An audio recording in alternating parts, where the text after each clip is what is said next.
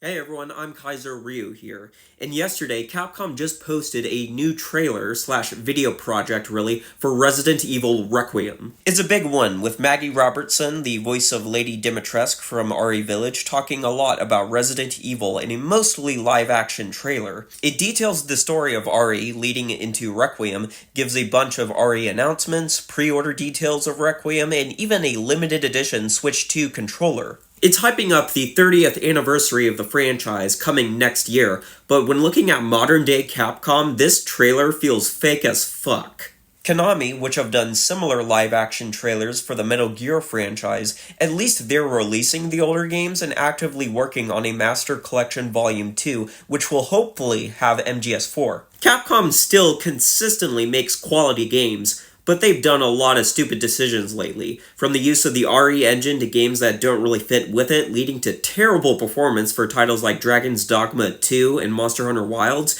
to making Capcom Cup a paid pay-per-view. This goes back 10 years, because remember, Capcom didn't even want to make the Resident Evil 2 remake. A series producer had to gauge interest on social media, and after tons of demand, Capcom finally approved it. Capcom has always played it safe, and remakes weren't a proven success yet in 2015. Of course, RE2 Remake was great and eventually led to a major remake explosion in gaming we see today. The biggest Capcom blunder for me that kind of flips the entire company upside down is the recent revelation of their involvement in the GOG Resident Evil re-releases. In an interview with the Game Business, GOG's senior business development manager stated that when Capcom was approached about re-releasing the classic RE games, they were like, well, we have all of those remakes. It's already the superior experience to those games.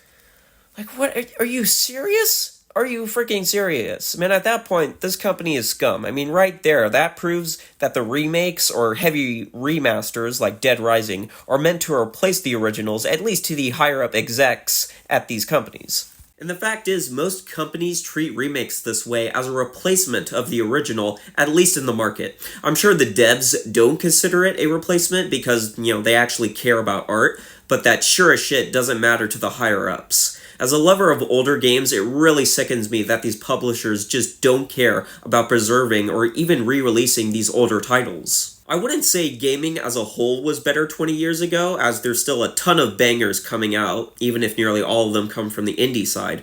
But what is undoubtedly true is that very few established, long-running gaming series are having their peak right now. Think about it, when was the last time a sequel released in a long-running series that was legitimately the best installment yet?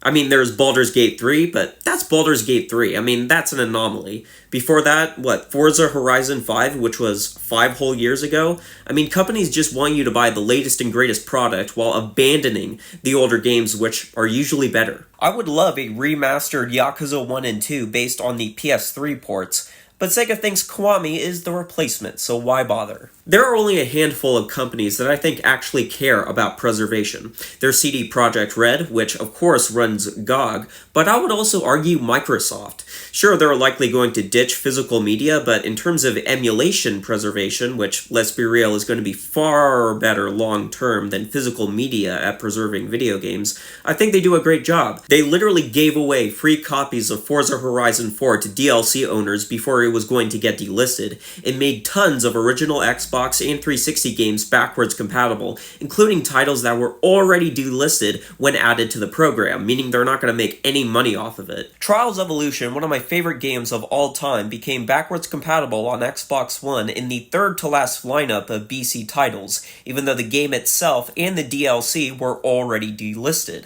But it's awesome that people who bought it previously can continue to play it on all newer Xbox consoles. Capcom is still great as a developer, but I just don't trust them anymore to preserve their legacy titles. I mean, I'm still waiting for a Beautiful Joe, God Hand, and Haunting Ground remaster. That'll probably never come. In a trailer that's essentially celebrating the upcoming 30th anniversary of Resident Evil, it just feels phony. It really does, coming from Capcom. That's about it. Make sure to like and subscribe for more content. I'll be playing some classic Mortal Kombat, and I'll see you later.